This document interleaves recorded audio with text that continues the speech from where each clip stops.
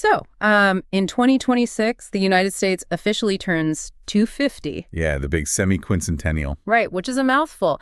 But the thing is, the single most important event of the year, it actually won't feature a single firework. No, not at all. And honestly, a really big chunk of it won't even happen on this planet. That's the craziest part. Yeah.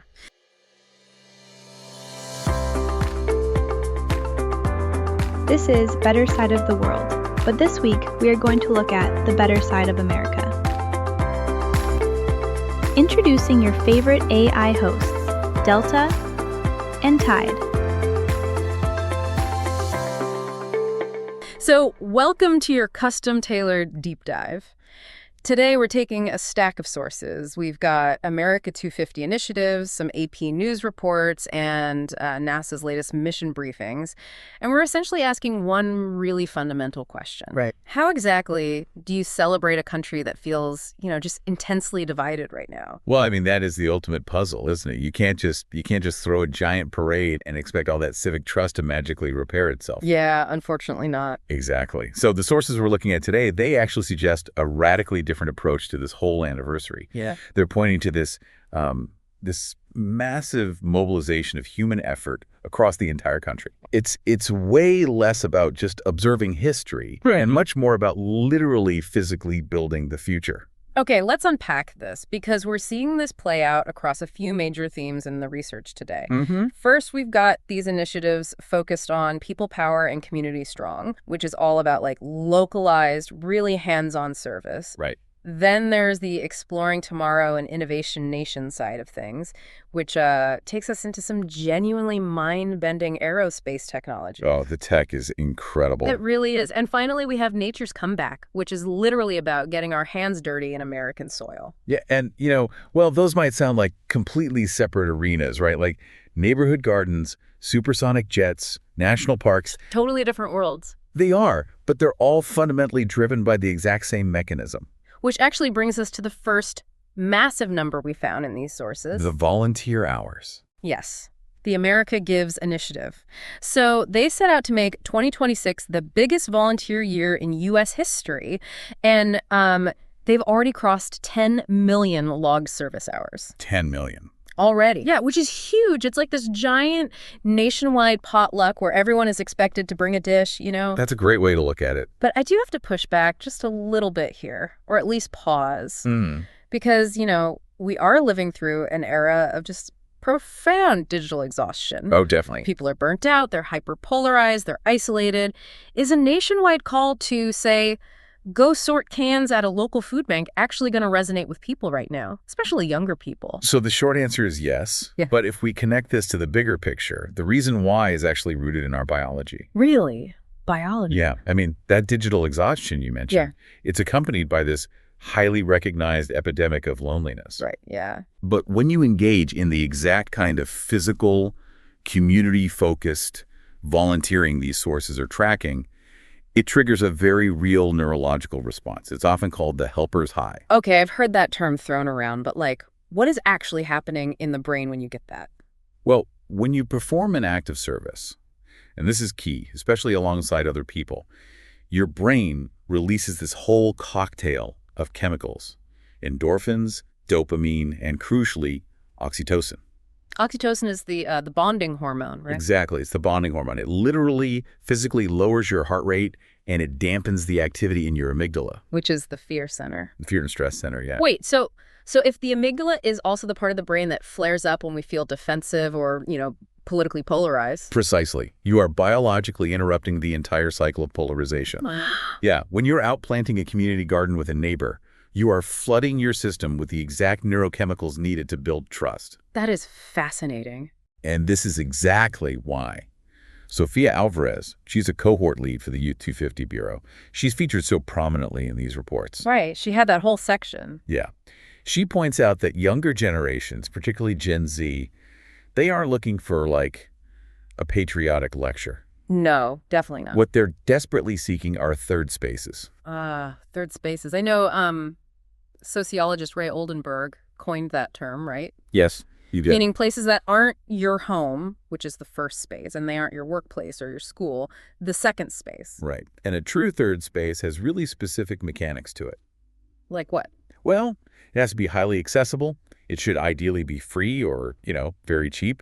And it acts as this neutral ground where people from totally different social hierarchies can just interact as equals. Which is getting harder and harder to find. Exactly. Historically, these were community centers, public squares, maybe local diners. But in a world where almost every public space has either been, hyper-monetized or just moved completely online, those physical spaces have essentially vanished. Right. So when a neighborhood organizes under this community strong banner to, build a playground or run a mentoring program, the actual task is almost secondary. It's really just a tangible excuse to get people off their screens, get them into a physical environment, and interact as equals again. It is the ultimate Trojan horse for civic infrastructure. Oh, I like that. You think you're just fixing a park bench, but sociologically, you are actively repairing the social fabric of your entire neighborhood. And the sources show this happening everywhere on this massive micro level. But I actually want to pivot from the micro to the absolute macro. Because if Community Strong is about the neighborhood, the Exploring Tomorrow initiatives, they're about the entire species. Yeah, the scale jump is wild. It is. So NASA is using 2026 to launch what they're calling the next golden age of science and discovery. And they even have this whole campaign called Rocket's Red Glare. Which is just a brilliant bit of thematic framing. Taking the whole 18th century rockets thing from the Star-Spangled Banner. Right. And updating that imagery to actual spacecraft carrying humanity out into the solar system. Yeah, it's so clever. And so they are hosting the Great American State Fair on the National Mall in D.C. this summer. Which is going to be massive. Looking at the manifest for this pavilion in the sources, it is just wild. They're bringing in the X-59 experimental aircraft decked out in this special Freedom 250 paint job. The livery on that thing is beautiful. But, okay, help me out here. The sources mention the X-59 is designed to fly supersonic without the sonic boom. Yes. How does a plane actually mute physics? That doesn't seem possible.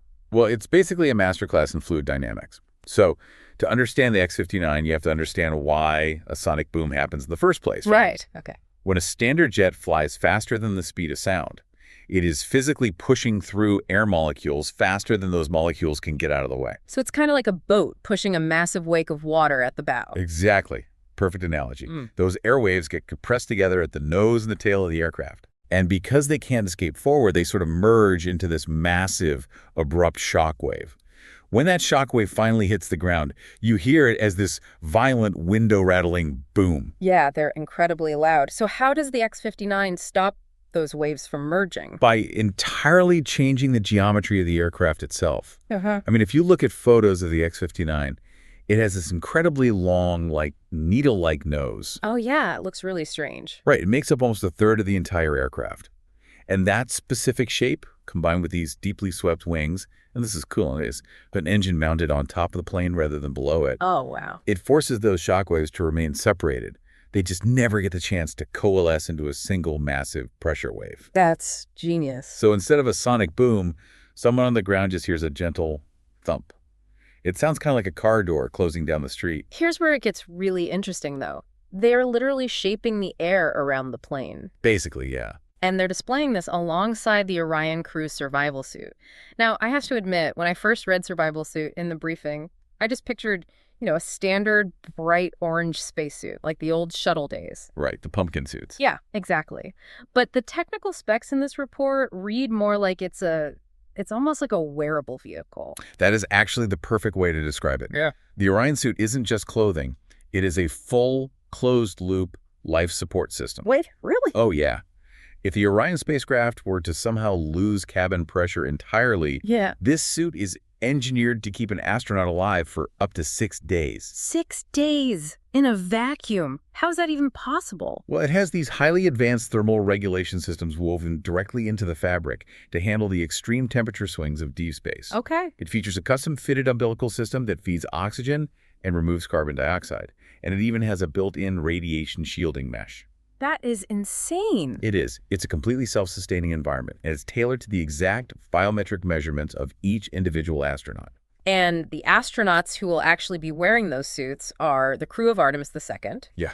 the sources list, Commander Reed Wiseman, pilot Victor Glover, and mission specialists Christina Koshkuk and Jeremy Hansen from Canada. Right, the Artemis II crew. But wait, hold on. I actually need to challenge the whole narrative for a second. Okay, go for it. We have been to the moon. We did that in 1969.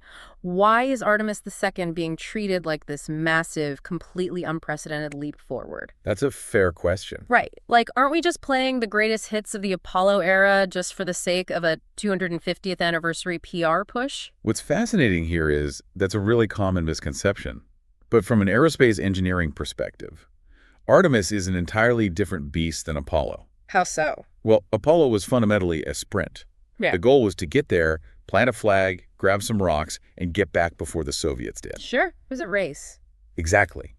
Artemis, on the other hand, is about establishing permanent, sustainable infrastructure. Okay, so how is the Artemis II flight path different than, say, Apollo 8, which also, orbited the moon? So Artemis II is actively setting up the logistics for a long-term lunar presence. They'll be flying what's called a hybrid free return trajectory. Meaning what, exactly? It means they will use the Earth's gravity to kind of slingshot them out and the moon's gravity to naturally pull them back without needing massive, risky engine burns. Oh, that's smart. Yeah. But critically, while they are out there, they're going to be testing these new optical communication systems. Optical, like lasers? Yes, using lasers to transmit high-definition data instead of traditional radio waves.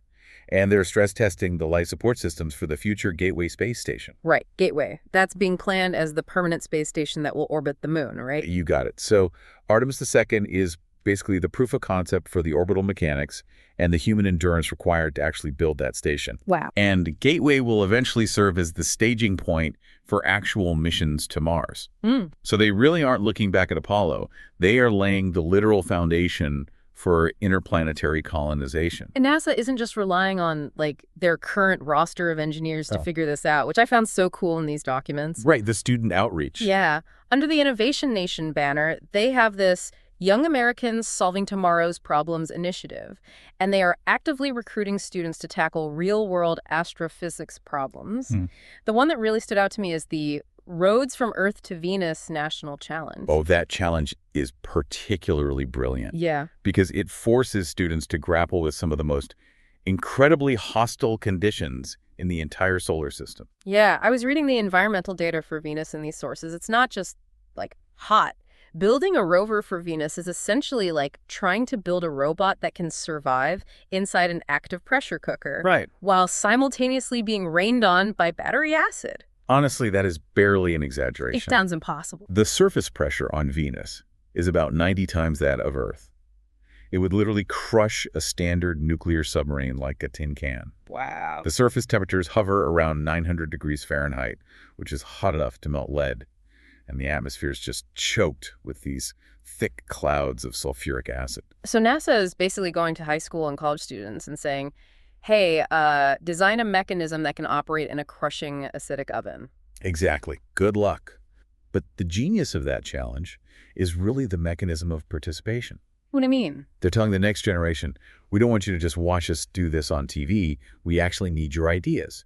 It completely mirrors that local volunteering we talked about earlier. Oh, right, because instead of grabbing a shovel to fix the neighborhood garden, you're grabbing a CAD program to design a Venus rover. Exactly.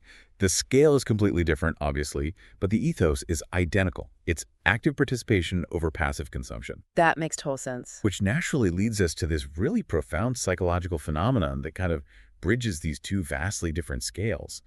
Okay, lay it on me. Historically, when astronauts travel out into the cosmos and they look back at the Earth, they experience something called the overview effect. Right, where they see the planet just sort of hanging in the void without any national borders, and it totally shifts their perspective. Yeah, it creates a massive cognitive shift. They suddenly comprehend the intense fragility of our atmosphere. This tiny, paper-thin layer of gas protecting literally everything we have ever known from the freezing vacuum of space. It's pretty humbling, I'd imagine. Very. And it usually makes them fiercely, fiercely protective of our home planet. And that cosmic perspective perfectly pivots our deep dives today. Yeah. From exploring the stars right back to stewarding the dirt beneath our feet. Right back down to Earth. Because the final major theme for this 250th anniversary is nature's comeback. Yes.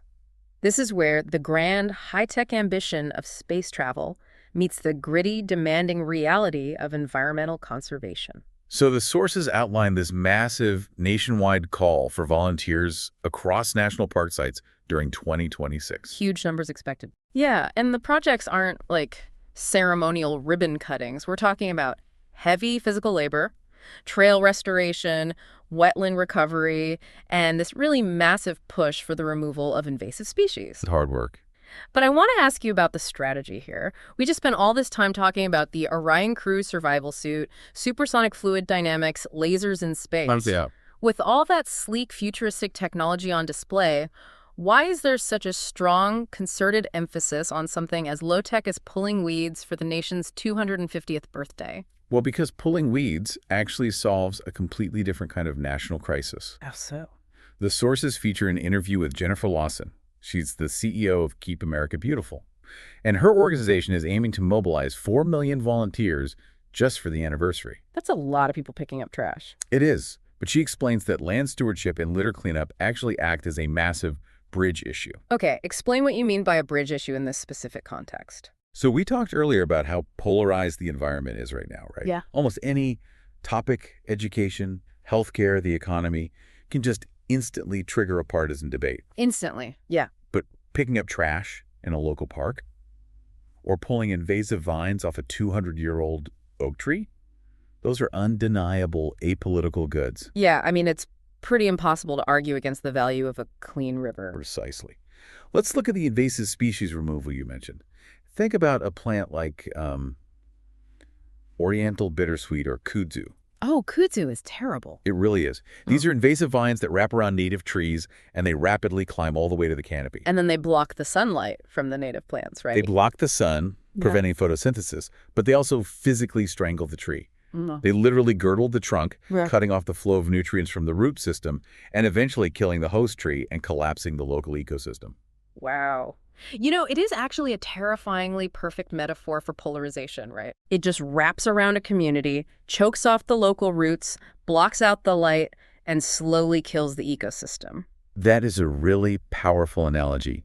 And just like that vine, you can't just wish polarization away. You have to physically intervene. We have to pull it up by the roots. Exactly. Yeah. And yanking an established invasive vine out of the ground is grueling work. It often requires multiple people pulling together. Right. So when you put on heavy work gloves Yeah. and you start hacking away at that vine alongside a neighbor who, maybe votes differently than you or consumes completely different media than you, something shifts. Sociologists call that the contact hypothesis, right? That's the one. The idea that under the right conditions, interpersonal contact is actually the most effective way to reduce prejudice. Exactly. You are united by a shared, tangible goal. It just completely bypasses the political rhetoric and goes straight to physical results. Yeah. At the end of the afternoon, you can look at the clearing you made, look at the person next to you who's covered in the exact same dirt and sweat, and you have built a bridge of mutual respect. This raises an important question, actually. Jennifer Lawson poses it in the AP News coverage regarding this exact dynamic. She asks, how do we actually define love for our country? It's a great question. She argues, and this is a direct quote from the source, she says, patriotism doesn't have to be all flags and tri-cornered hats. And that statement fundamentally redefines civic pride. Yeah, it really does. It shifts patriotism from this, historical aesthetic or just a passive feeling into an active verb. Right. It suggests that you demonstrate your commitment to your country by physically caring for your immediate environment and the people who inhabit it. It's this belief that the land itself is actually worth your sweat equity. So what does this all mean? When we step back and look at this entire stack of sources, from the 10 million service hours logged by America Gives, to the Artemis II crew testing optical communications on their way to the moon, millions of people ripping out invasive vines in national parks. A very clear narrative emerges for 2026. A very different kind of celebration. Exactly. This anniversary is not a spectator sport. It is completely defined by participation. Absolutely. And, being well-informed about this moment in history really means recognizing that these themes, whether it's Innovation Nation pushing the boundaries of physics or nature's comeback restoring our wetlands, they are deeply, deeply intertwined. Yeah. The grand leaps we take into the cosmos, they are fueled by the exact same collaborative spirit that builds a local community garden. You can look at your own neighborhood park as the starting point for global progress. It really reframes how you look at your own day-to-day life, which I think brings us to a final thought for you to mull over as we wrap up this deep dive. Let's hear it. The first 250 years of this country's history were largely defined by the concept of declaring independence. Right, breaking away. Yeah, pulling ourselves up by the bootstraps and proving we could stand entirely alone.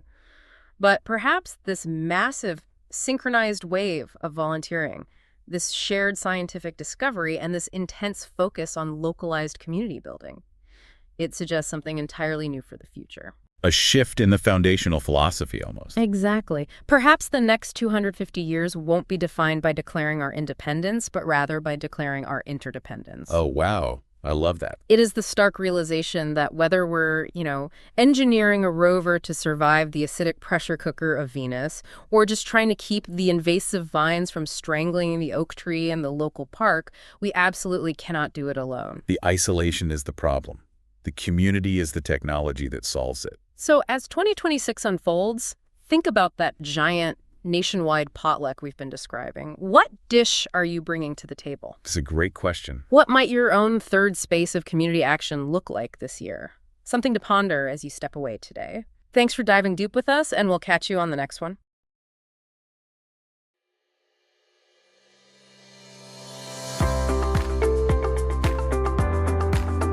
This has been Better Side of the World.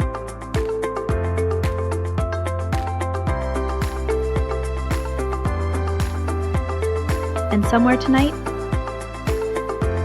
something good is still happening.